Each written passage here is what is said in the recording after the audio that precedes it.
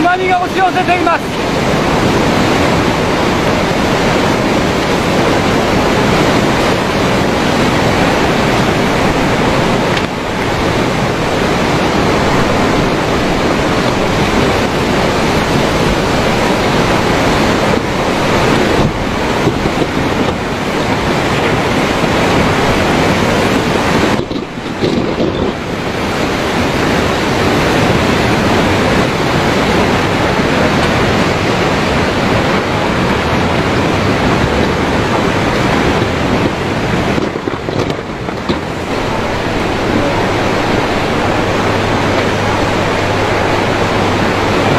また地震だ。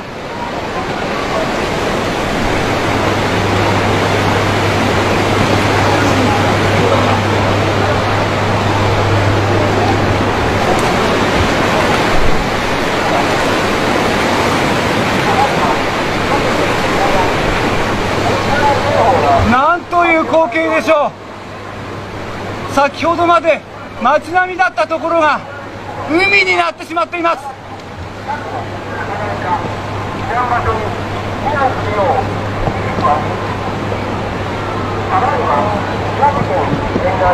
まさかこのような光景を見ることになるとは思いませんでした。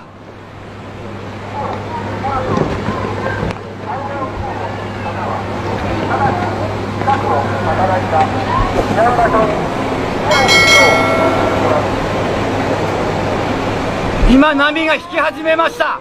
波が引き始めた。今度は海に向かって引いていきます。